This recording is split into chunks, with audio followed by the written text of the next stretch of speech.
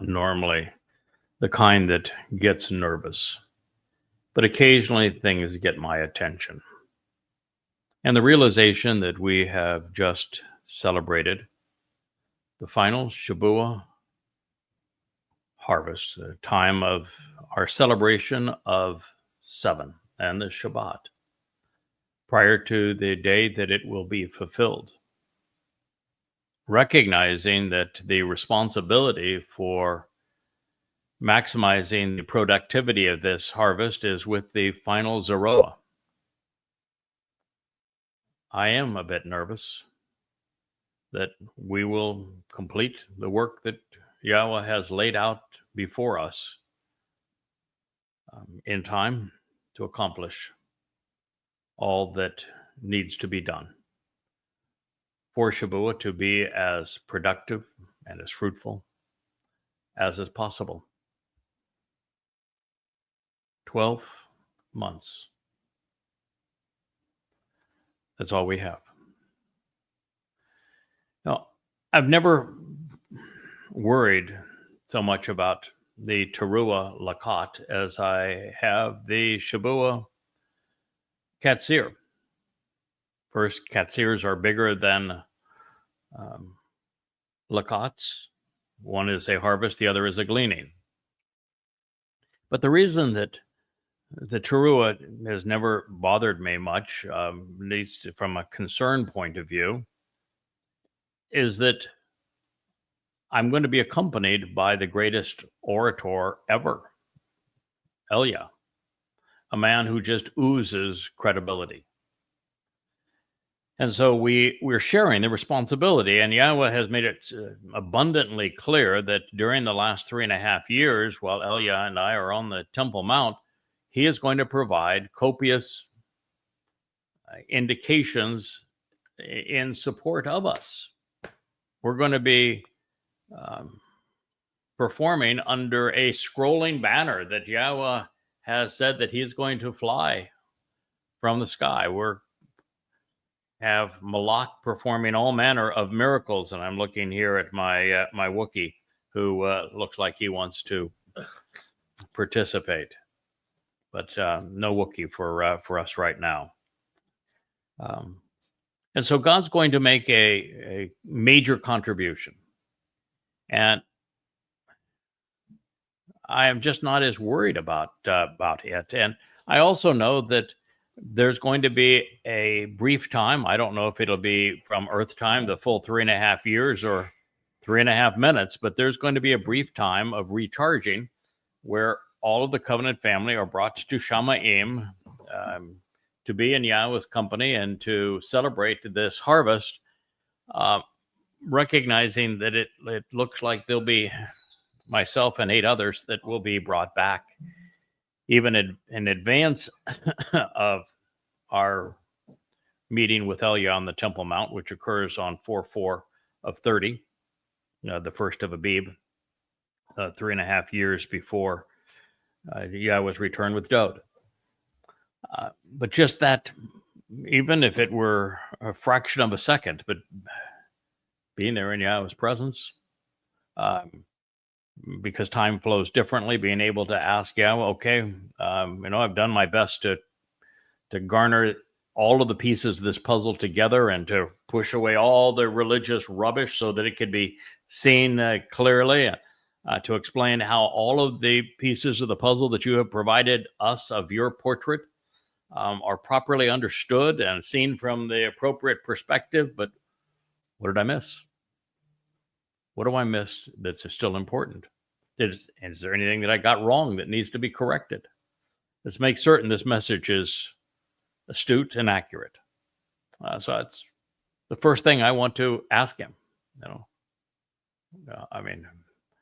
Beyond the fact of being overjoyed that he has done as he has promised, and he's harvested the covenant's children, and we're all there celebrating Shabuah with him. That's going to be pretty extraordinary, but I'm not going to lose sight of the fact that we have a big job to do.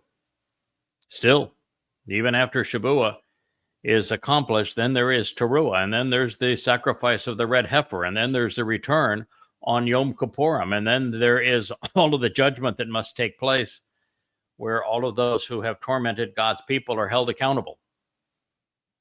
And then there's the teaching of this mortal remnant that enters the restoration of the earth to the conditions experienced in Eden. And we're going to be significantly involved in that. And then there's the role of being Dode's herald, the king's spokesman and right arm. So it was a lot to do from this point on. But there is a tremendous difference, I think, between being asked to do this and having Yahweh's support and his seven spirits and finding thousands upon thousands of insights and being the first to figure out almost every major thing that's important to God and report it. It has been an extraordinary life, well lived. But there's something else just about being there. And I know that's what's going to happen a year from now. And yet my mindset is going to be, well, let's prepare to do what comes next as well as we can do it. Let's get back on the job.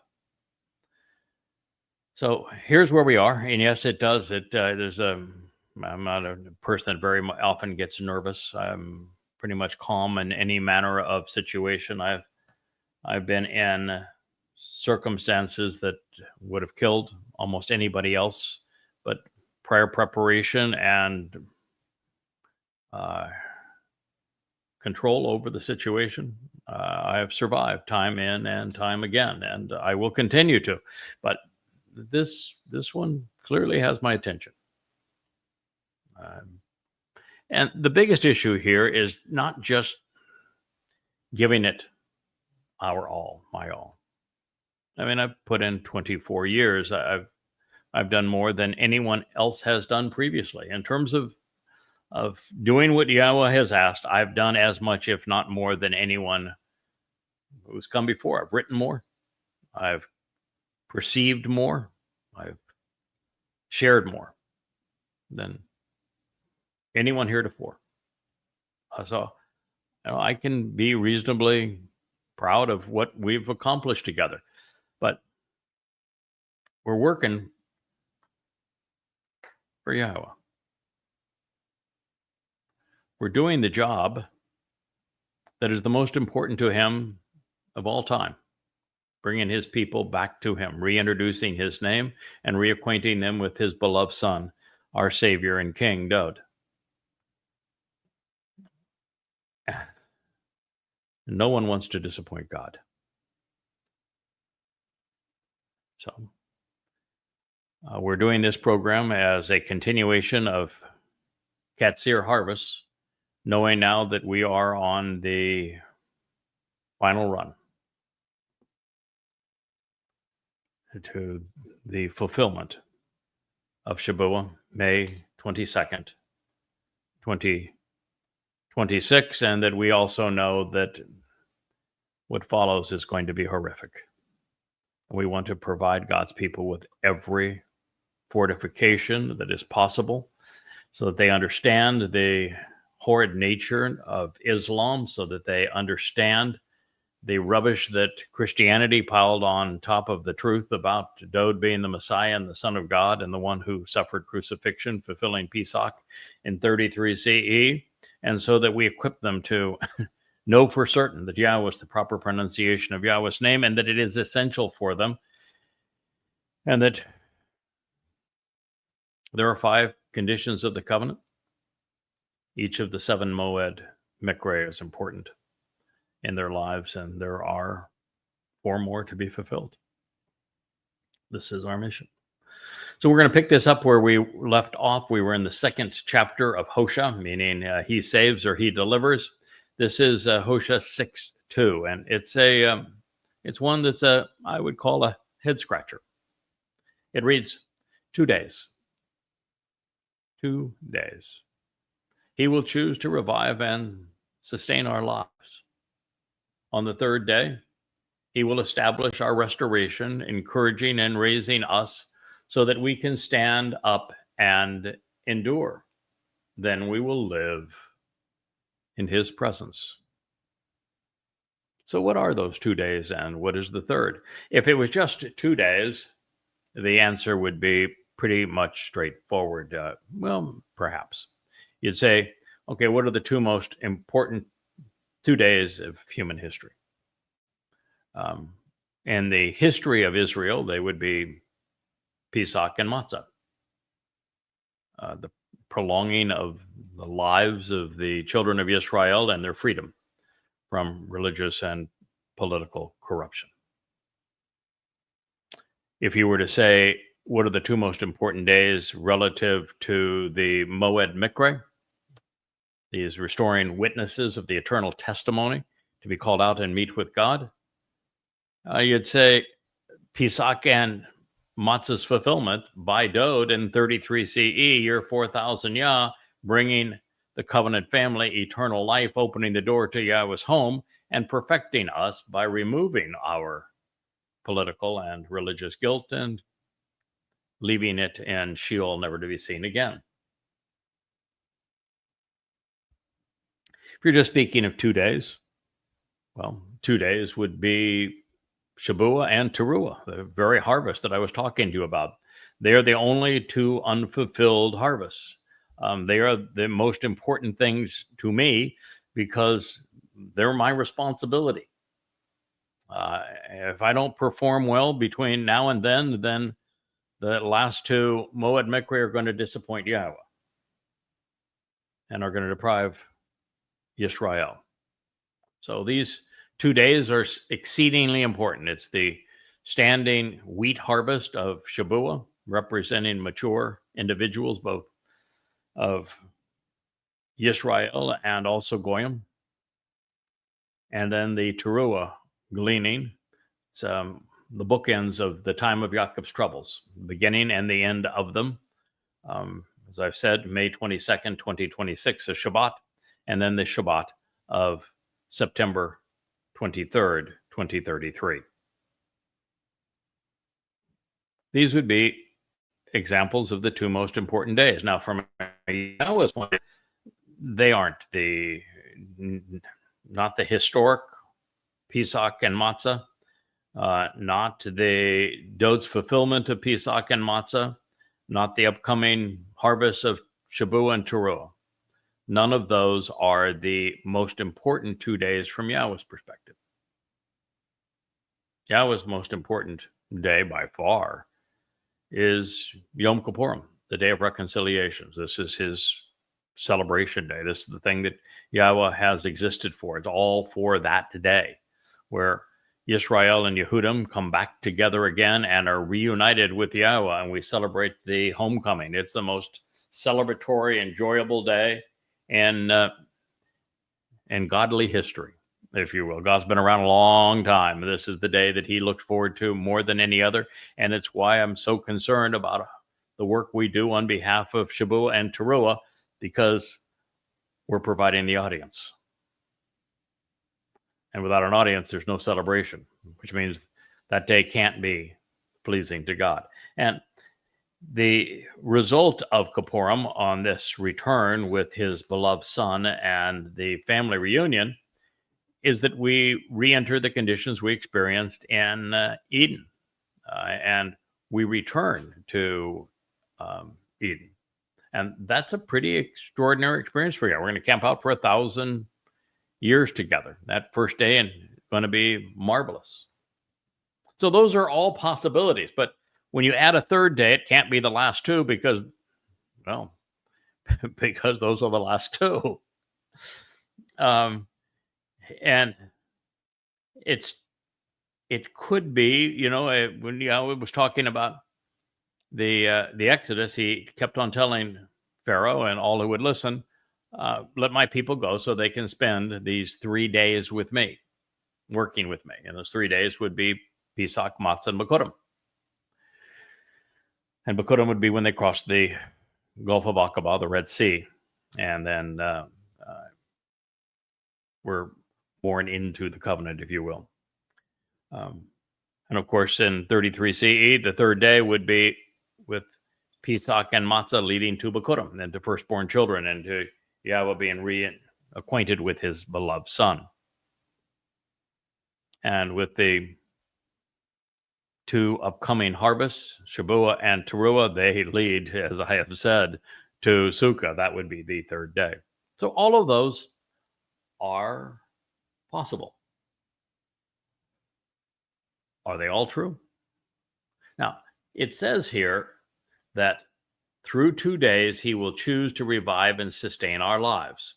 So our lives were revived and sustained.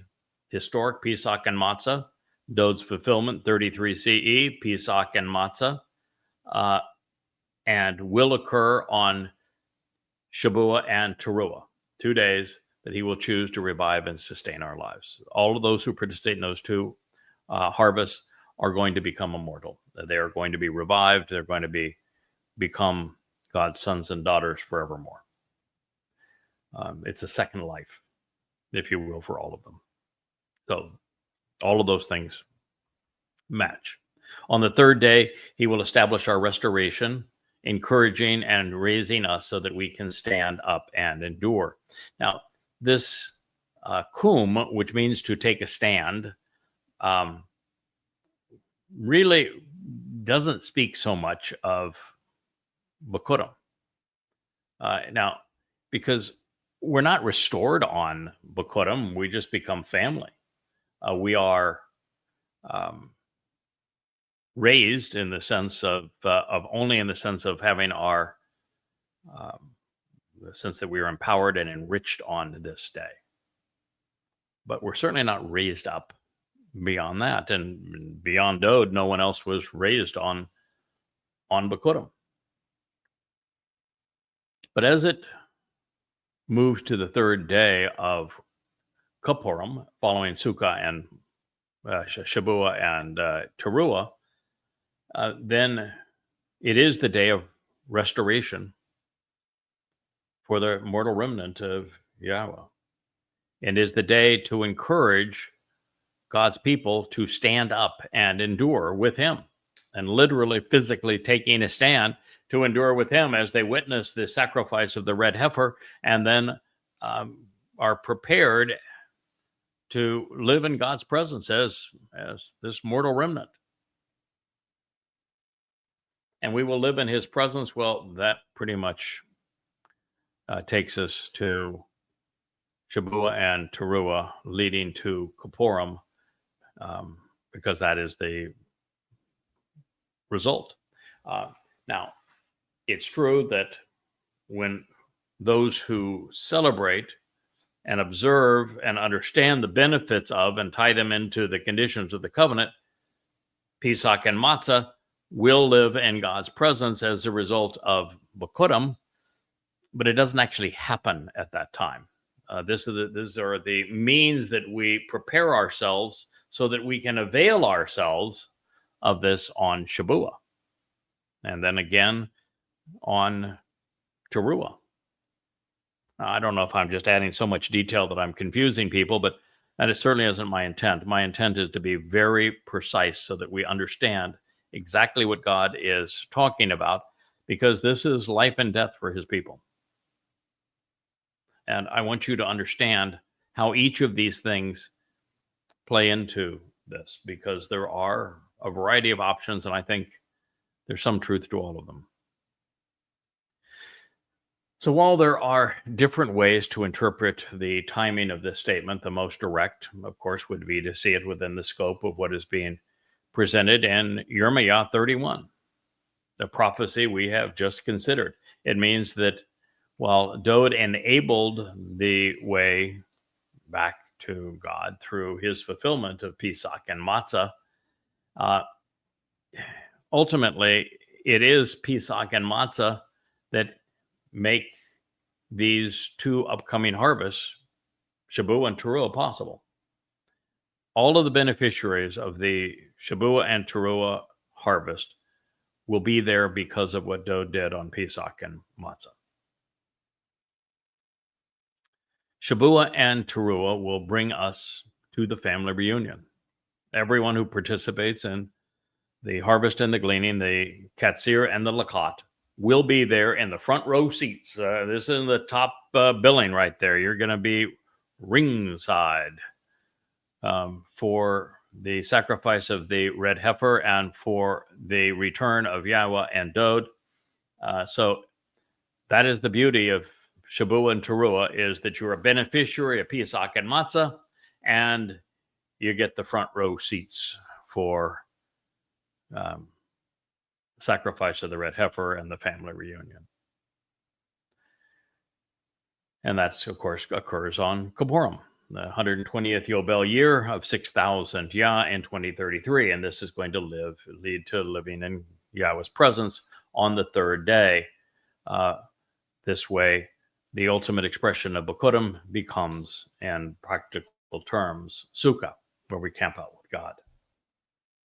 Now, considering that the subject of the revival and the preservation of our lives, leading to a time when we are established and restored in the relationship with God, such that we can stand in Yahweh's presence, this, of course, is the most obvious answer.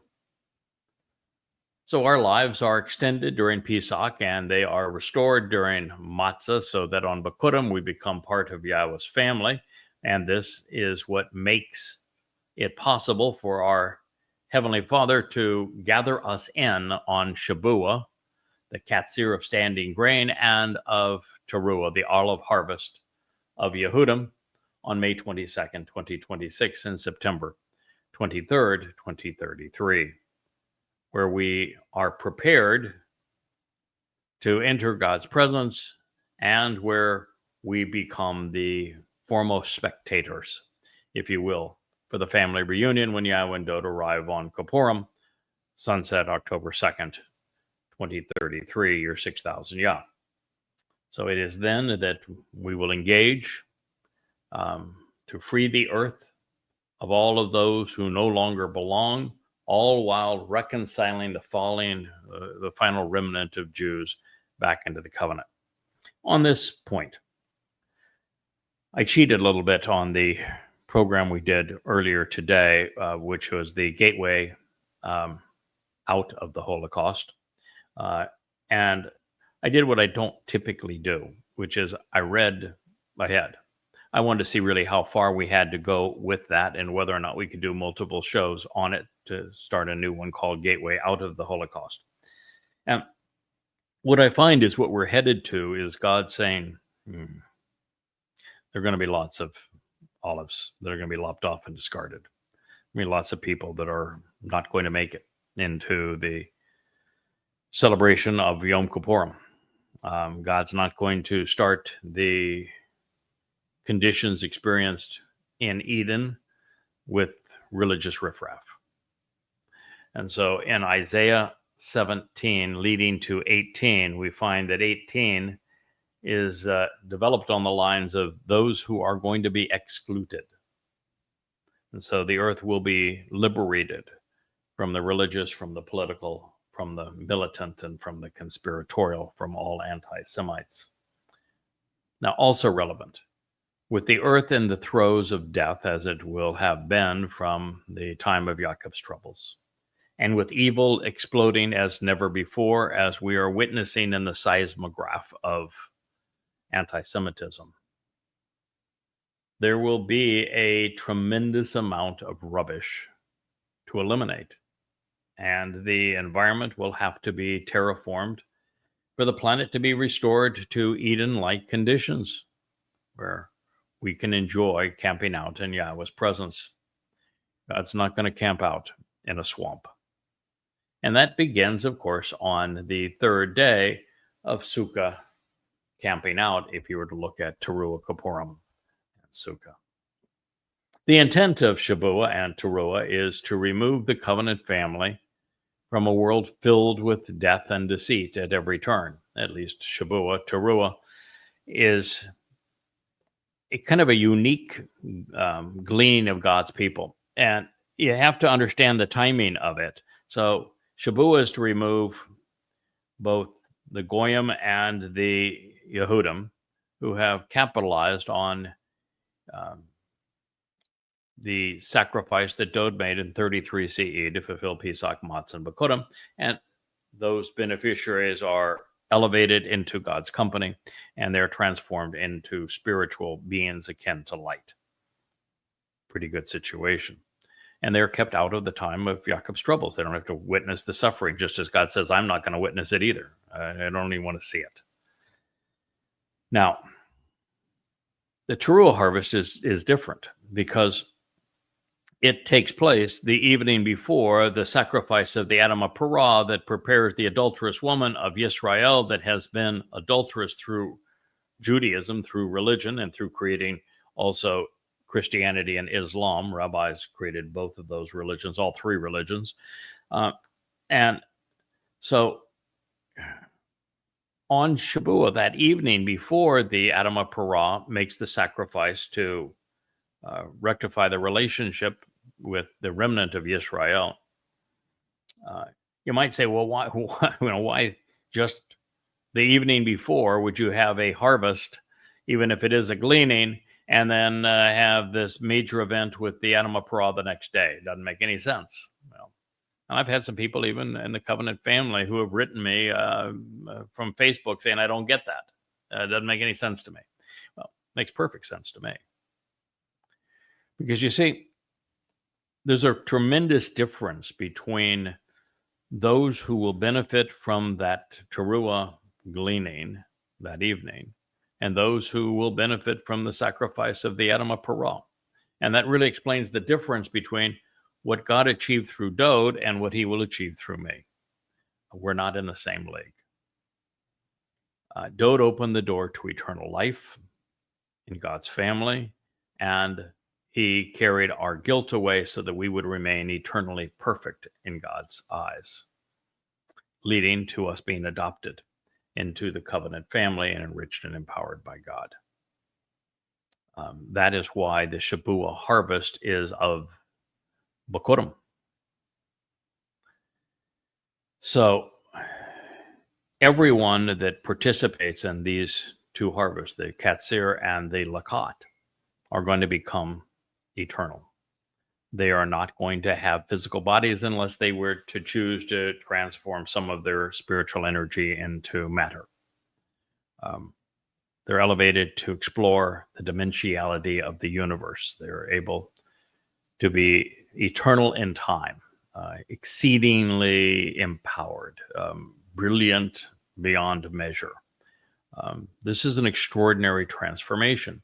And well, we know that is apropos for all of those who will benefit from the Shabuah harvest. It's also true of those who will benefit from the Teruah gleaning. There'll be 7 years after one harvest and before the gleaning. And during that time, many people are going to benefit from the Yada Yahweh series. They're going to benefit from the Yahweh blog. They're going to recognize that the rabbis have lied to them and that the political elite have misled them. And they're going to return to Yahweh. And they're going to capitalize on what Dode has done. And they're going to be ready for that harvest. And they will, as such, be covenant. And when they're harvested, they're going to have all of the same rights and capabilities of those who benefited from Shabuah. Now, there's not going to be any of them, of those olives that are harvested at this time, that are going to have been covenant for any more than 7 years. And most will be covenant for less than 3.5 years. But nonetheless, they are. They're spiritual beings. Now, to be left behind on Teruah means that you didn't capitalize on what Dode has done, that you didn't return to embrace Yahweh's name, you didn't accept the conditions of the covenant, you didn't celebrate the Moed Mikre as Yahweh laid them out and intended.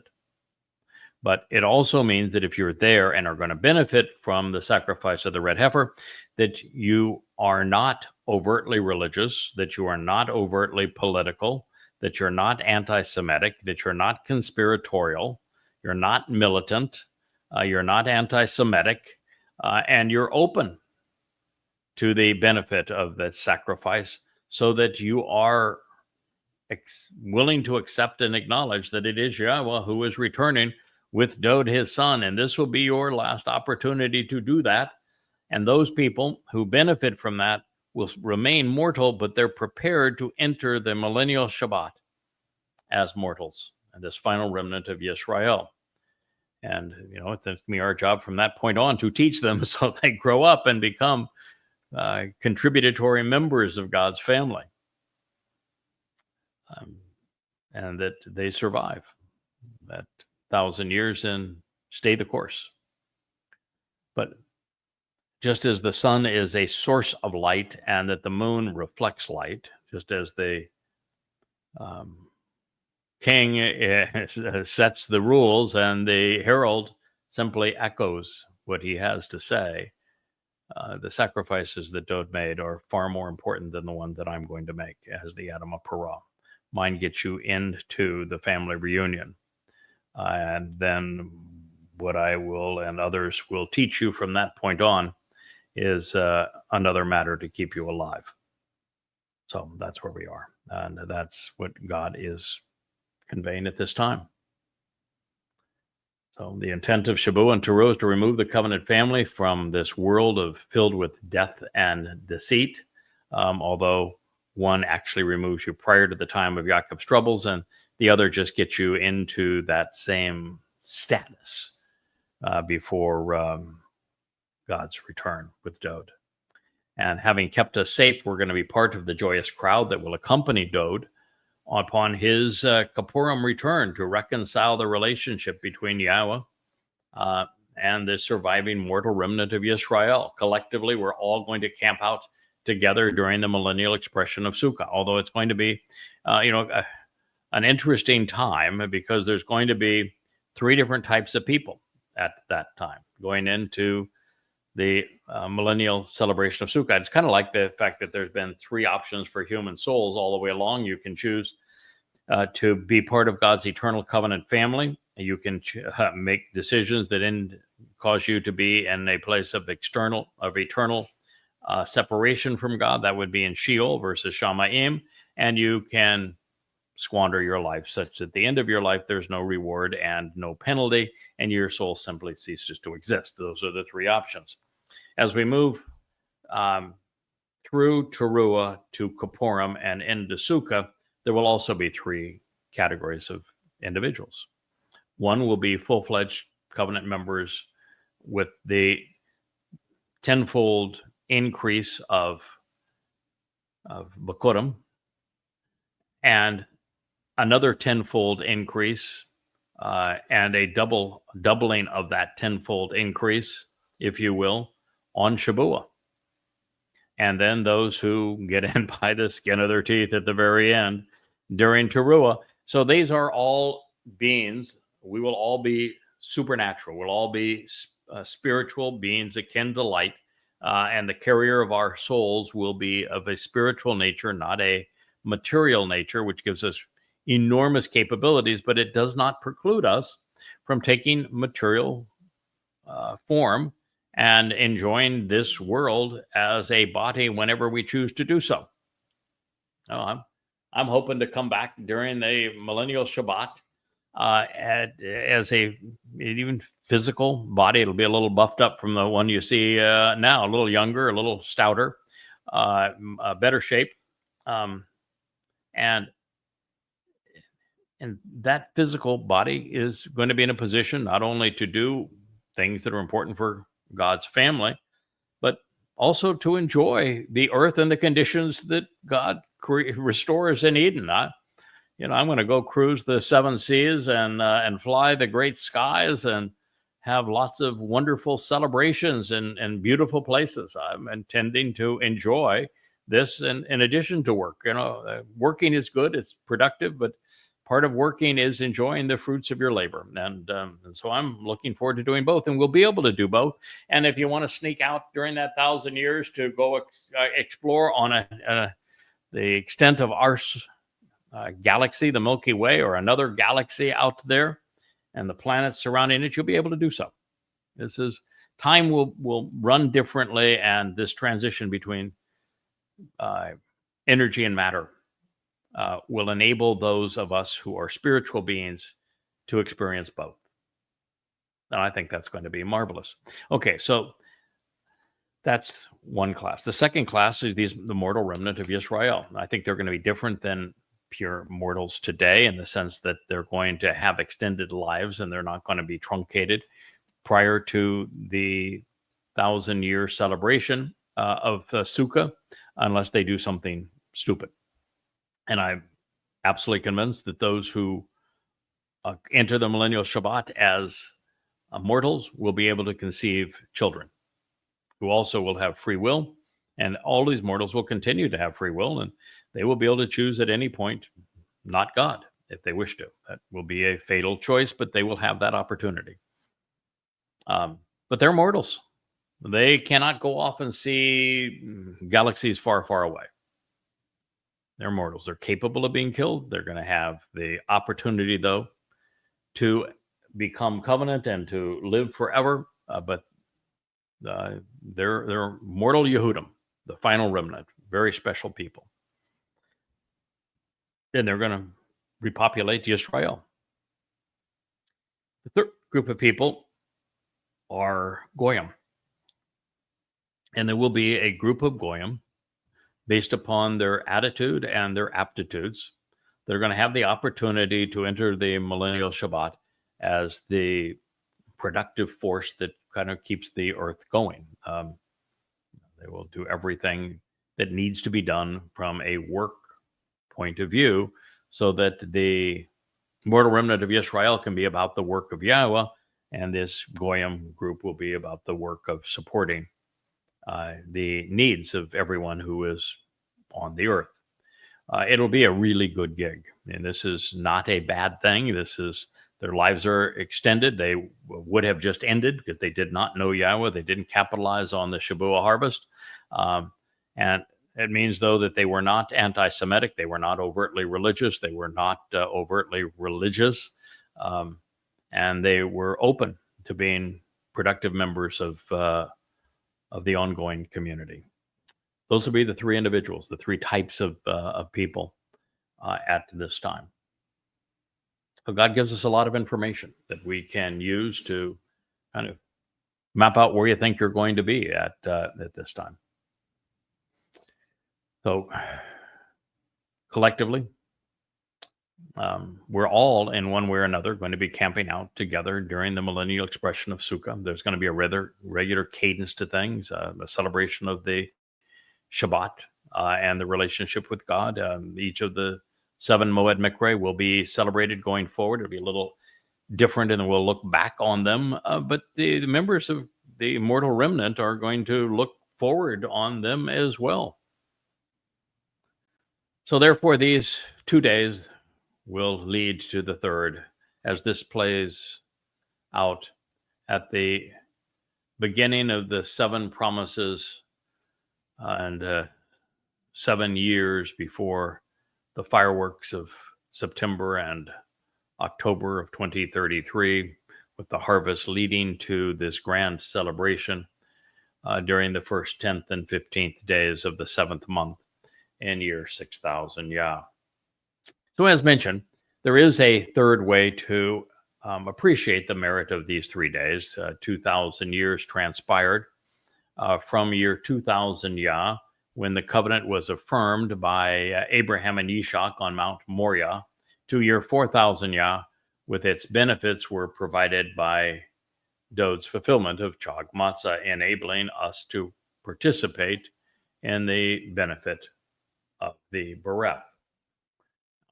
Under this scenario, the third day is symbolic of the millennial celebration of the Shabbat of Sukkah, which would be year 6000 to 7000 Yah, camping out with God. While Passover and unyeasted bread leading to Bikurim remain an essential part of the way home and to living with God, nary one in a million Jews has capitalized on their offer. And all of this, the entire purpose of Hosha, indeed, of Yirmiyah, Yashiyah, Zechariah too, is to make Yahweh's people aware of their opportunity to reconcile their relationship so they can be part of the Shavua and then Teruah harvest, or at least be there and capitalize on the sacrifice of the red heifer so that they are participants in the homecoming. Everything is pointing to this moment when, after Yahweh returns for his family, we will enjoy the return to Eden. But you'll recall in Eden, there were a couple of dim-witted moments, and it led to a bad outcome. So it's still possible for that mortal remnant to be dunderheads. Our job going forward is to be the antidote to dunderheadedness. I think that's going to be a much more pleasant and easier job than it is right now, being the battering rod used to break down that wall that separates Yehudim from Yahweh. But it is the challenge going forward. So it is reassuring to see Yahweh affirming what I have deduced and conveyed. We come to know our God by investing the time and effort required to learn who he is, what he is offering, and what he expects in return. And in this case, he is directing his people to the one cultivating the harvest and the ultimate homecoming through Yada Yahweh. That is our job. It's among the three most important missions in world history. Yep. It just is. The removing God's people from the crucible of human oppression and religious corruption in Mitzrayim and giving them the Torah directions was one of those three most important jobs. Dode, lives three lives. His job was to unify Israel, acquire Jerusalem as the capital, acquire the Temple Mount, so that the home for Yahweh's name could be built, defend God's people, and then to return to open the door to God's home, to life eternal, and to carry our guilt away so that we could be part of the covenant family, and he will return as king of forevermore and of everything. But nobody knows what he did. Nobody can benefit from his return. There will be no subjects for Dode. There will be no family for him to govern, and no beneficiaries of his sacrifice of Pesach, Matzah, and Bakurim without that third guy. So there is a third Zeroah, and his job is to Yada Yahweh, to know Yahweh so he can introduce God's people to Yahweh and to become fully acquainted with our King so that the world capitalizes on our Savior. It reads, we want to know, Wa Dayath. We desire information so that we are aware. We want to be perceptive and discerning. We want to be discriminating. We choose to invest considerable time and effort to pursue Yada Yahweh. This stage of his journey is as sure as sunrise. He will come for us, like the showers of the spring rains, as they enable the gathering of the harvest by refreshing and renewing those of the land who accept the source of teaching and guidance, which will be on display. Hosea, he liberates 6:3. I actually tear up. My eyes are watery now. I do so inside when I see God having such confidence in what we would achieve together that 2,700 years ago, he scribed the name of the books that we would write together, that he offered the name of the website that would bring God's people home, that he would acknowledge what we have invested the last 24 years accomplishing. I mean, think of the confidence that God has to have in our collaboration for him to do that.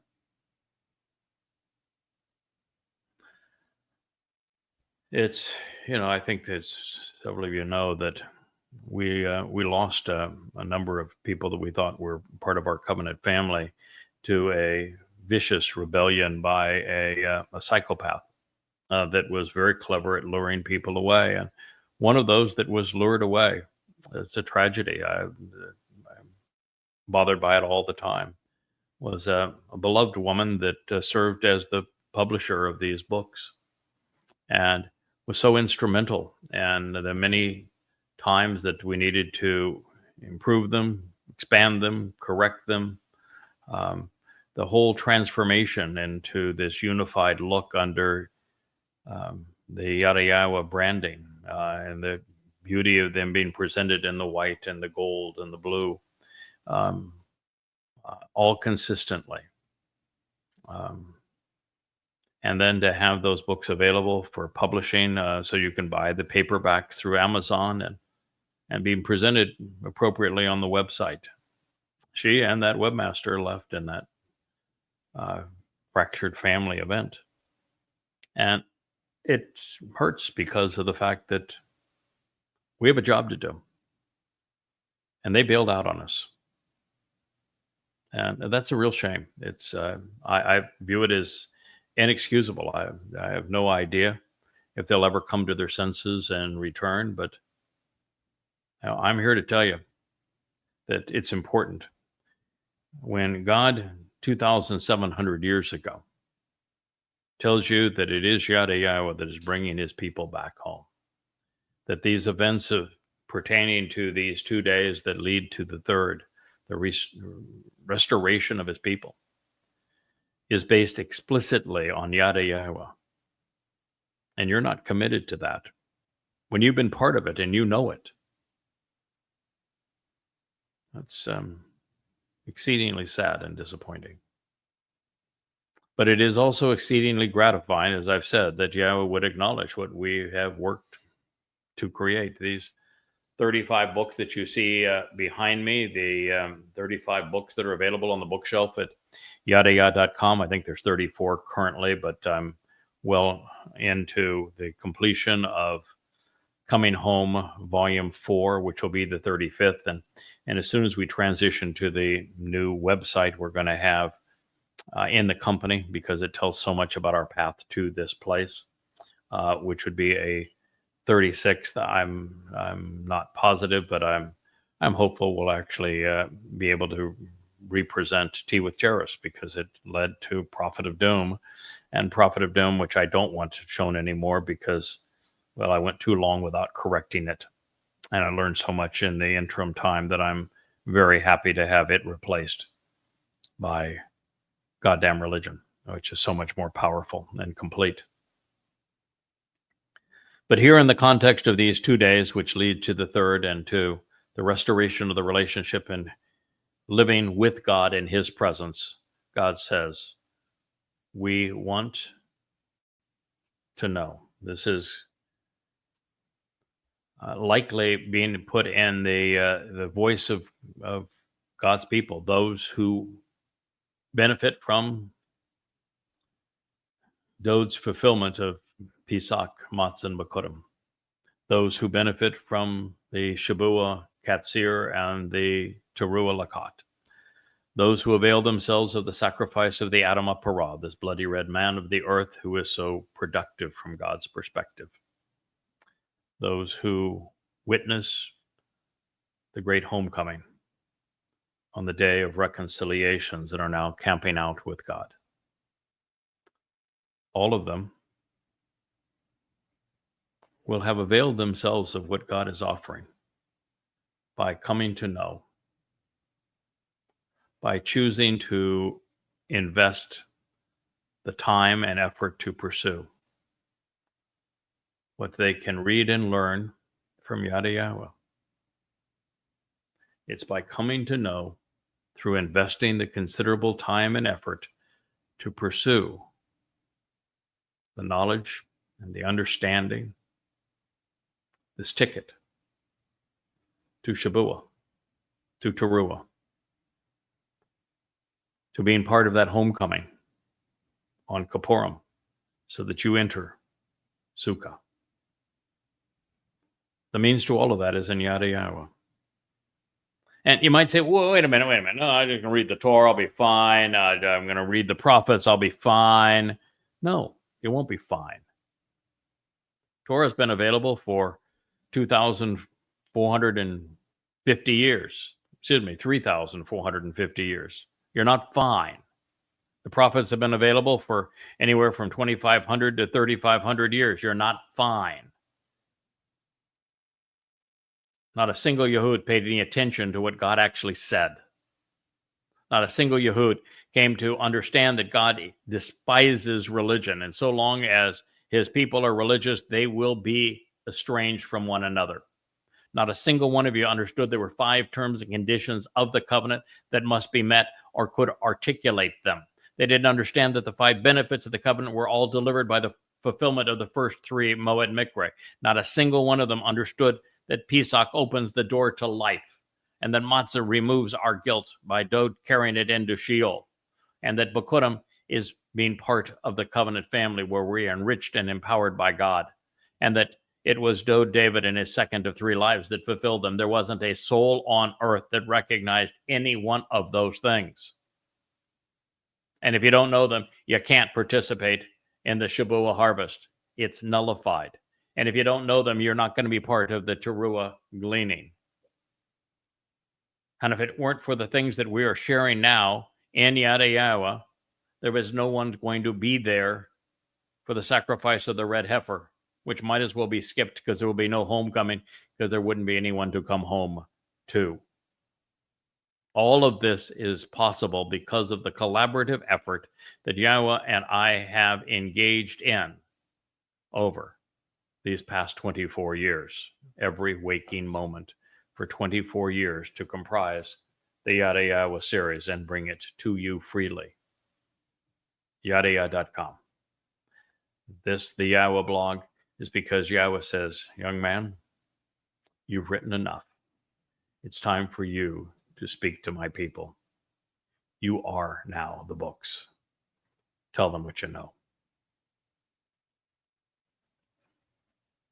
That is why we're here. God's people need to know. We desire knowledge. We choose to invest the considerable time and effort to pursue Yada Yahweh. Being aware of and understanding, actually knowing Yahweh. This stage of his journey is as sure as sunrise. You have 2 choices there. You can have God making the journey and say that he is as sure as sunrise. But where's God going?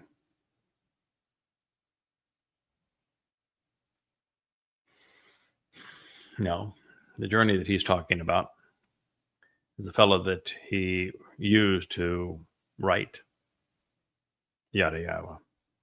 And he's saying that my arrival to do this, my commitment to it, the completion of them, is as sure as sunrise.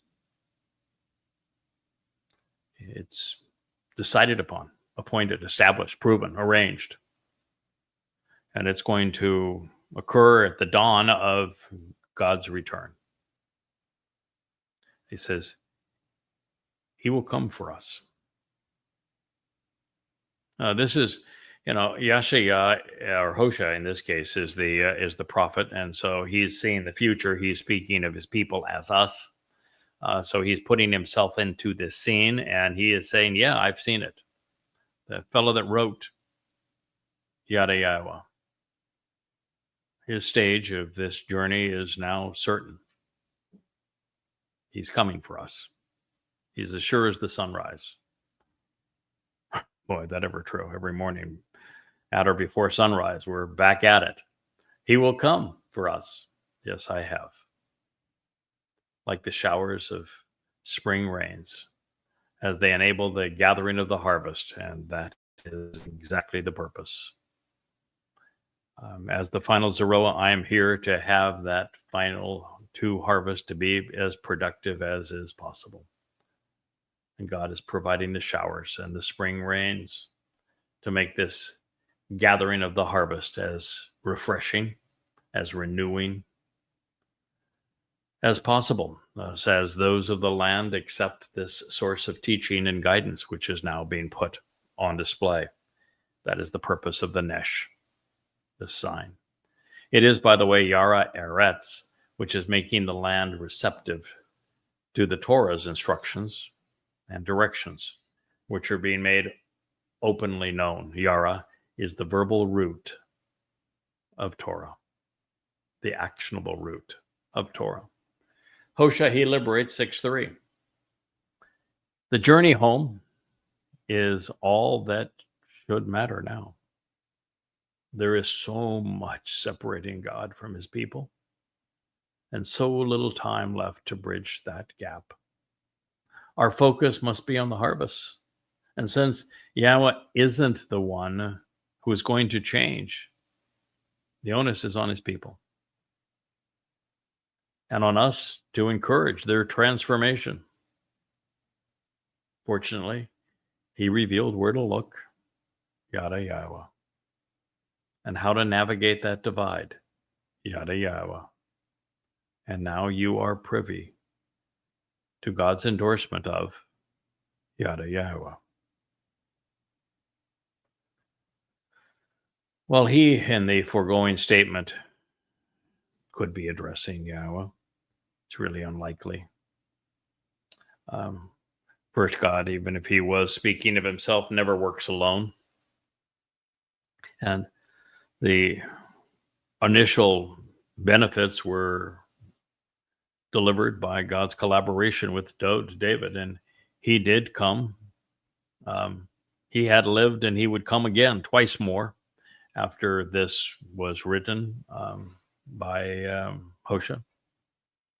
And so Dode did deliver these benefits, and his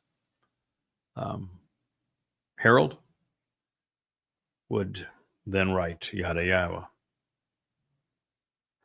And those associated with Dode are Moshe, Yada, Elia, all of whom will be united in purpose and all directed by our King on an ongoing basis. And since Moshe spoke of this moment and what is now the 18th chapter of Devarim, we should keep Hoshea's prophecy in mind and be aware that it is addressing Dode and his herald, Yada. For now, it's important to recognize that while we are in the throes of Yaakov's troubles, as we enter that horrible time, that many Yehudim are for the first time in a very long time going to seek Dayah, to know Yahweh. Spoken using the genuineness of the call stem, the consistency of the imperfect conjugation, and the volitional nature of the cohortative mood, Israelites will want to be persistently perceptive and genuinely discriminating as they process the information God has provided for them to consider in the collaborative effort of Yada Yahweh. Now, since the object of our pursuit is found in the vocabulary that our journey began with, this commitment to go where God's words lead, we have followed them to Yahweh in full recognition that the path would be rigorous and it would be unpopular because it flows against all religious edicts. But in the end, those who invest the time and energy to come to Yada Yahweh will be rewarded. We have Yahweh's stamp of approval, his endorsement, his affirmation that Yada Yahweh will lead you home. Thank you, Yah. Now, after enduring 3 millennia of religious rhetoric, a remnant of God's people will give evidence and reason a chance during the last days. However, even with the presentation of 20,000 pages of amplified translations, genuinely profound and unheralded insights, and supporting commentary throughout, Yada Yahweh, the trek home is not going to be particularly easy, and it's designed to be a challenge. There are no shortcuts to what we need to know or dumbing it down for the apathetic. The pursuit of knowledge regarding the Almighty requires considerable effort, and that is by design. Eternity is forever, and there must be a filter to preclude those who are lazy or easily distracted and those who do not enjoy learning. What Hosea recorded, Yahweh saying, also affirms one of the most controversial aspects of Yada Yahweh. I have set dates and expectations, knowing that the next stage of Yahweh's journey is as sure as sunrise. God's return with his Son and our Savior and King is imminent. His relationship with his people will be reconciled, and his Torah guidance will be integrated into the lives of his children so that we all know, understand, live, and grow. In this light, Mozah depicting the next stage of the journey is based upon Yatsa, the verb which describes the Exodus. Just as Yahweh withdrew his people from Mitzrayim, the crucibles of religious and political oppression nearly 3,500 years ago, he is returning to deliver a remnant of his people from the religious and political threat of Babylon.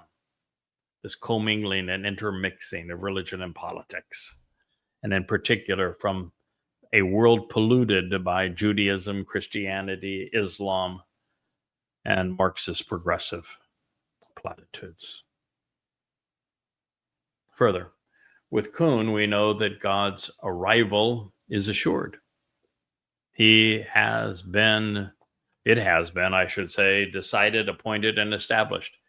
As surely as the sun rises in the east, Yahweh will return with the Messiah on Yom Kippurim in year 6000 Yah, and it will lead to the dawning of a new day, an opportunity to return to the garden during Sukkah, beginning on the Shabbat of October 7th, 2033.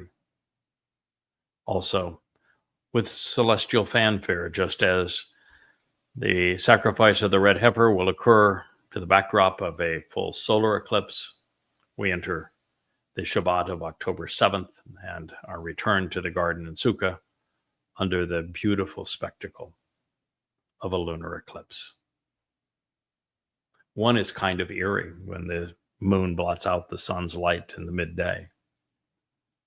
But the other's one of the most spectacular events of celestial fanfare, as the shadow of the earth covers the full moon and creates just a beautiful spectacle in the sky. And we will see that on our entry into the millennial celebration of Sukkah. There will be a marvelous harvest of reconciled Yehudim on Teruah, occurring on Friday evening at sunset, September 23rd, 2033, as a dying planet is poised to be bathed in life-giving rains.